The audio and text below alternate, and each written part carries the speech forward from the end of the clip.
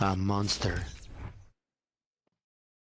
Daddy, look at the picture I drew. I put on my best, appraising my son's artwork face, and I looked down at the picture that he had drawn. I recoiled a little when I saw it, not really sure what to make of it.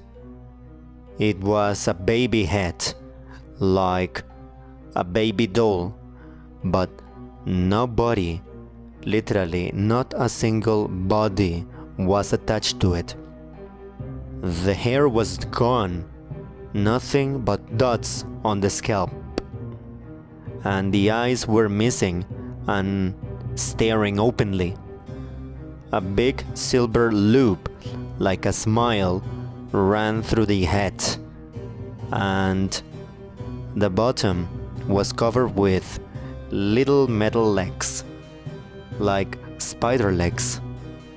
I looked at it for a minute, wondering what this horrible thing was.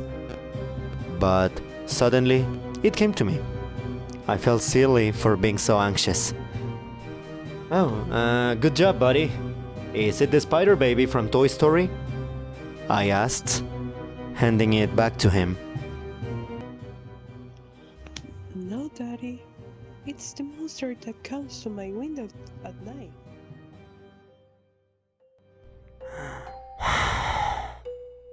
I sighed audibly. The monster had become a point of contention in our house as of late. Every night for the past 3 weeks, my son had woken up screaming because there was a monster outside his window. Ever since we had moved into our new house, it had been a regular nightly event, and I had almost started waking up right before the screaming.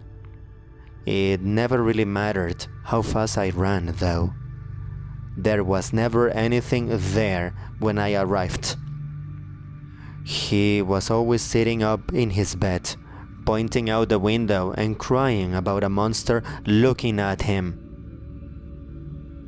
When we got home, he grabbed his tablet and he began watching Mickey Mouse Clubhouse, as he always did right after school.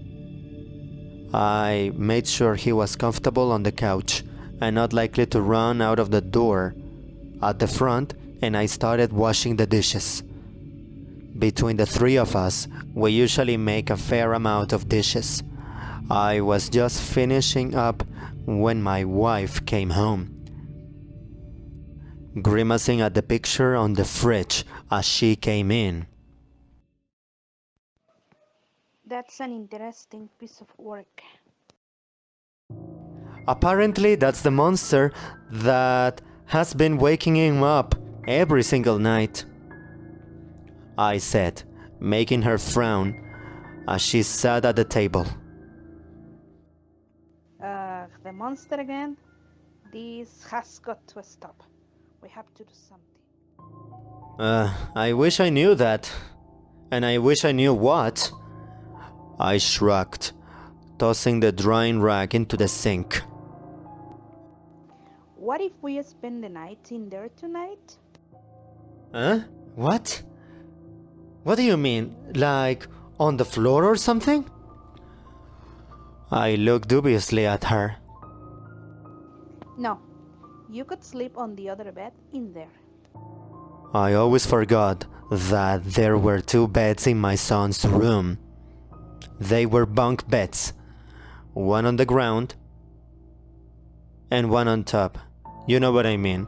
One on the ground level and one on the top level. One was supposed to be for guests, playmates, or cousins who wanted to spend the night, and the other one was of course for him.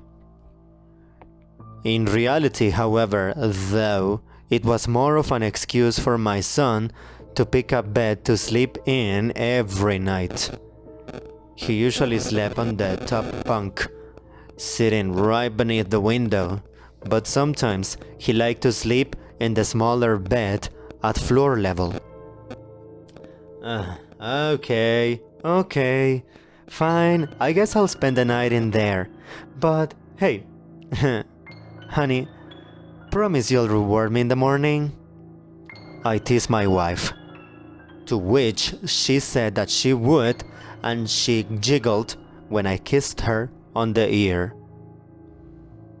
That reward would never come, though. That night, we went through our nightly routine. After dinner, we brushed our teeth. We put on our pajamas and we got ready for bed. As I picked up the book and directed him to the love bed, though, he grabbed my arm and shook his head. I thought he would argue about bedtime then. He wasn't a big one for bedtime. Instead, my son just shook his head and pointed to the bottom bunk. Can I sleep there? My son asked, pointing to the bottom bunk.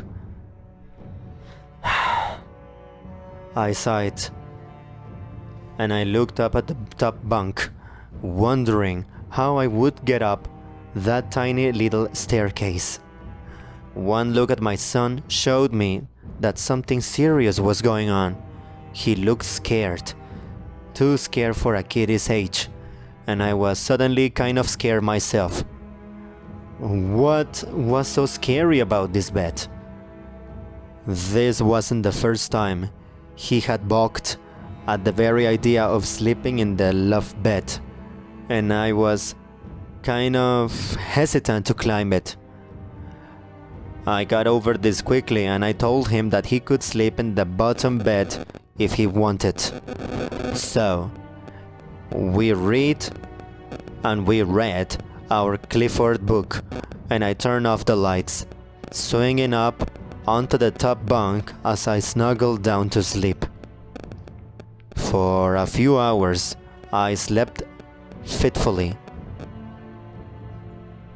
I was awakened in the dark of the night by a light scratching at the window.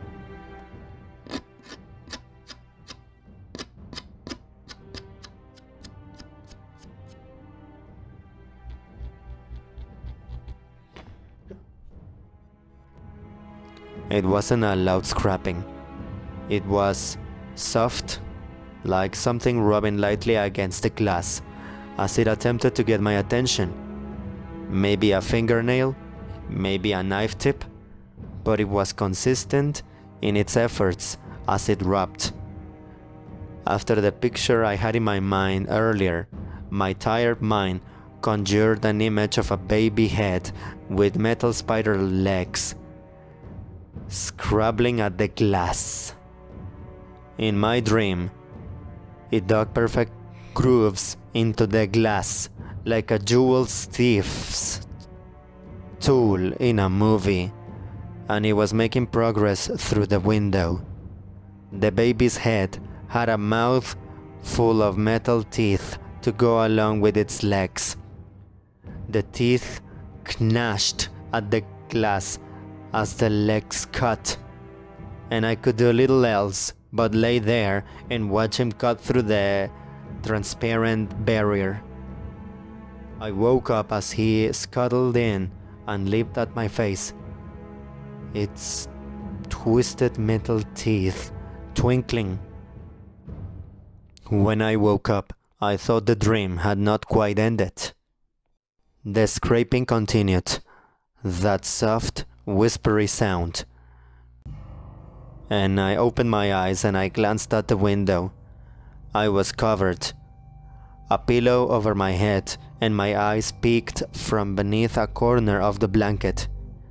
I was still half asleep, and the crust broke away from my eyes. I thought I might still be dreaming. I saw the baby head, metal legs, still scrabbling, pressing against the window. I lay still, watching the little creature bounce off the glass. Its scalp was a stubby patch of yanked out hair, Its blue eye looked straight ahead, placidly, while the other yawned vacantly. The metal legs were bumping and rubbing, making scratchy sounds against the glass. They didn't seem as dexterous as they were in my dream.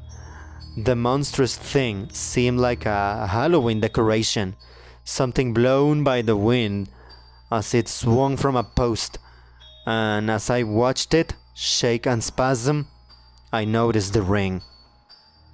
The ring from the picture, a thick metal loop, ran through the head and connected it to a thick chain.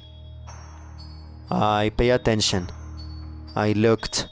I followed the chain, and the outline of a person began to come into view. He was framed perfectly against the privacy bushes in front of my windows. His clothes blending seamlessly. He was tall, 6 feet at least, and his body was large and looked strong beneath his sweater. His face was doughy and pockmarked as it pressed against the window glass. His tongue wet and forming bubbles as it slid over the filthy glass.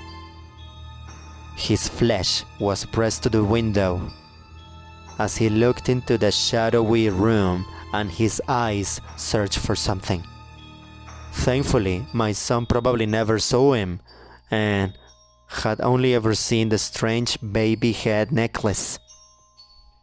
If he had seen this strange face pressed against the window, he would have likely never slept in his bed again. The man's eyes found mine suddenly, his crazed look sobering a little as he realized I was not my son.